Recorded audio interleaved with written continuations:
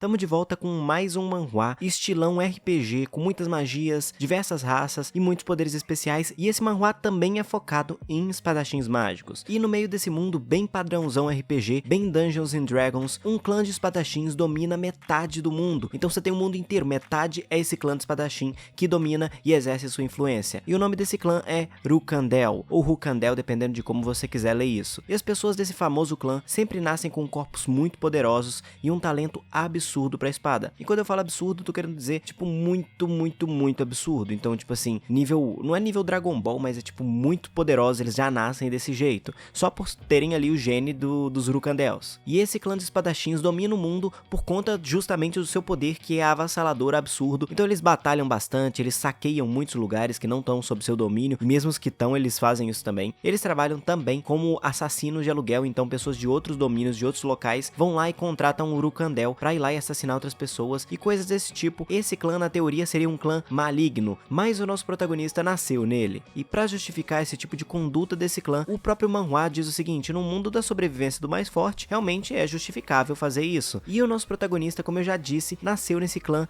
e ele é o filho mais novo, e o próprio nome do manhwa já diz isso, Swordmaster Youngest Son, que é o nosso protagonista, o Jin Rukandel. O sobrenome dele é Rukandel, obviamente. Ele é o filho mais novo de uma sequência de filhos de uma linhagem que tem ali no topo o patriarca da família, que é no momento um cara que transcendeu todos os níveis de poder possíveis nesse manhwa. Tipo, vamos colocar que você tem um nível do 0 até o 10. No 10 você tá num ponto mais poderoso de todos. Porém, algumas pouquíssimas pessoas conseguiram transcender esse nível e alcançar um nível de um semideus. E esse é o caso do patriarca dessa família, e é uma das únicas famílias de todo mundo desse manhwa que possui um membro que é um semideus. Então é um negócio raríssimo e ele é muito poderoso mesmo. E é inclusive por isso eu acredito que os filhos dele, a linhagem dele realmente nasça já muito poderosa, muito acima da média. Não só tem um talento absurdo o nosso protagonista, e também é muito poderoso, deveria ser no caso, como também no ritual das espadas, que é um ritual que toda pessoa na linhagem pura dos Rukandels tem que fazer. O protagonista simplesmente pegou a espada do primeiro patriarca. E qual que é desse ritual? Tipo, você tem um jardim lá na casa dos Rukandels, que você tem diversas espadas bonitas, espadas feias, enfim, de qualquer forma muita espada. Cada uma delas pertenceu a um membro da família que foi muito poderoso ou menos poderoso, coisas desse tipo. E esse ritual indica qual será o destino da pessoa que tá fazendo ele. E qual que é a do ritual? A criança, o bebê, vai ser colocado nesse jardim e ele vai se direcionar para alguma dessas espadas, aleatoriamente. E dependendo de qual espada que ele chegar mais perto ou se interessar, o destino dele tá traçado, tá alinhado com o antigo dono dessa espada. E o nosso protagonista, quando era um bebezinho ali, o bebê mais novo da família, simplesmente foi na espada do antigo patriarca, do primeiro patriarca da família, que foi o Rukandel mais poderoso dos mais poderosos, muito mais do que o semideus, que é o pai do nosso protagonista. Então ele estava destinado a coisas muito grandes mesmo. O nome dessa espada é Barissada, ou Barissada, dependendo de como você quiser realmente pronunciar essa palavra. O pai do nosso protagonista, assim como todo mundo da família, ficou de olhos abertos quando ele chegou nessa espada e demonstrou que o destino dele estava interligado com o primeiro patriarca. Só que, como é uma família de poderosos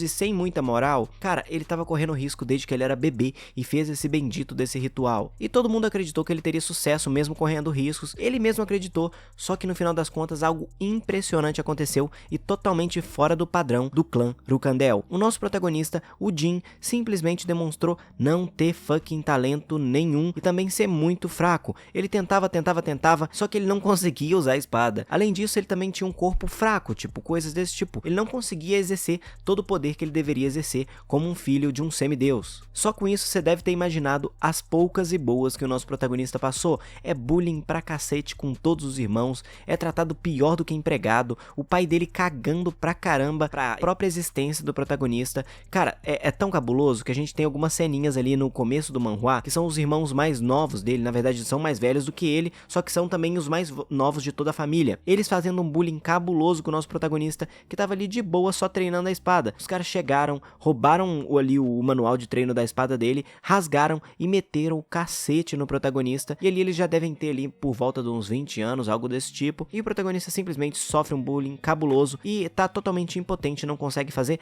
nada quanto a isso. Mas o protagonista nunca desistiu de ser reconhecido. Ele pensou o seguinte: com um trabalho duro, eu devo conseguir ser reconhecido e conseguir adquirir ali algum talento, alguma capacidade com a espada. Só que esse não foi o caso, ele não conseguiu aprender nada, não foi reconhecido. Na verdade, o único reconhecimento que ele recebeu foi o seguinte: quando ele fez, se não me engano, 21 anos, ele foi expulso do clã pelo pai dele. E o pai dele falou o seguinte: cara, eu realmente vi que você fez um grande trabalho duro, você se esforçou pra caramba, e é por conta disso que eu não vou te matar, eu vou simplesmente te expulsar, e a partir de agora você não pode usar o sobrenome Urukandel. Você é só um Jin aleatório por aí, e você não faz parte mais da família. Esse foi o único reconhecimento que o nosso protagonista teve. Ele realmente começou a obra se fudendo. Tudo bem que a gente vai alinhar isso logo pro padrão de manhwas desse tipo, mas enfim, no começo ele se fudeu até não dar mais, e se você acha que ele se fudeu o suficiente, só acompanha que ele vai se fuder mais ainda. E logo depois de ser expulso pela família dele, ele se tornou um andarilho, foi chegando nas cidades e tals, e acabou encontrando uma maga que se tornou sua mestra, porque ele acabou descobrindo que ele tinha talento na verdade pra magia, uma coisa totalmente proibida no mundo dos Urukandels. Você é proibido de usar magia, depois você vai ter ali um plot twist sobre isso,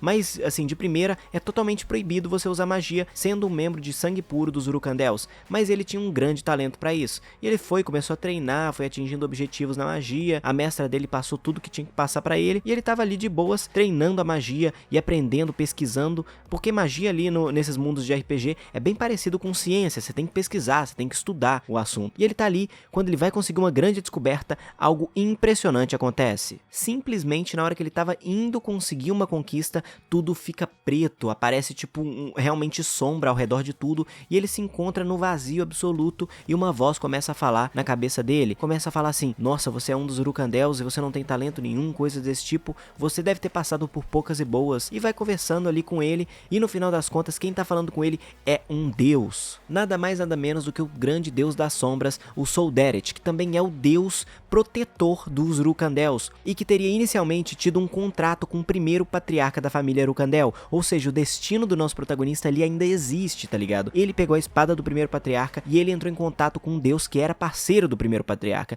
Enfim, vamos lá. Aí esse deus falou com ele que beleza, ele queria fazer um contrato com ele e que ele tinha um grande potencial e tals, e eu vou te dar algumas vantagens no meio disso. Inclusive, nenhum tipo de maldição ou magia amaldiçoada conseguirá atingir você. Inclusive, eu consigo ver aqui, isso é o deus falando, eu consigo ver aqui que você tem uma maldição em você. E a gente fica descobrindo a partir desse momento que o protagonista não demonstrou durante a sua vida inteira, sofreu tudo o que sofreu por não ter talento, porque ele tinha sido amaldiçoado quando ele era criança. Eu não falei desde o começo que, tipo, dele pegar a espada do primeiro patriarca, ele ia ser alvo pra todo mundo ia querer matar ele? Então, jogaram, tipo, foda-se, uma maldição nele que anula completamente o talento dele. E foi lá esse deus e tirou essa maldição, e a partir de agora ele tem talento. Ele firmou esse contrato com o deus das sombras e beleza, parece que a gente vai seguir pra um rumo de vingança, pra um rumo de ir lá e se tornar o melhor Urukandel e coisas desse tipo, só que rola mais um fucking plot twist. Depois de fazer esse contrato, o que acontece de verdade? O protagonista pega a espada e fala assim: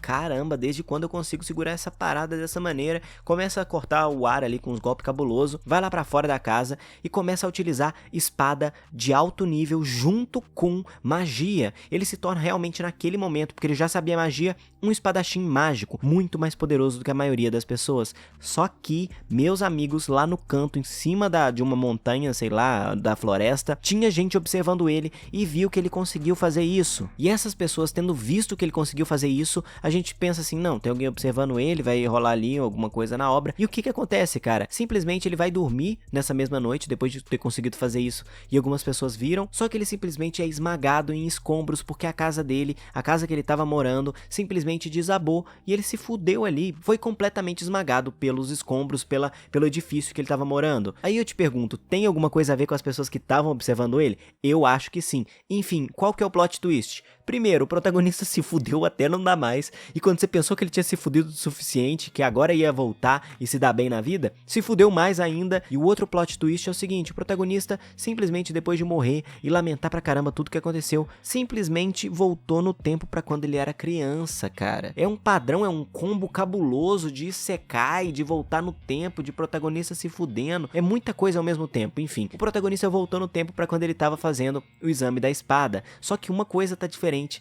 de antes, da primeira vez que ele fez. Ele ainda tem um contrato com Soldest. Então, independente de alguém lançar maldição nele, ele não vai ficar sem talento. E, meu amigo, vai ser um combo danado. Vai ser vingança pra um lado, vai ser se tornar o mais poderoso de todos pro outro, vai ser tentar se tornar um semideus do outro. Cara, esse manhwa é muito bom e esse é só o primeiro recap. Então, se você gostou, deixa o like aí embaixo, se inscreve no canal e ativa o sininho de notificações pra eu saber que você curtiu. É isso, eu vou deixar um vídeo do canal na sua direita, um vídeo na sua esquerda. Assiste que vocês vão curtir. É isso, e até a próxima.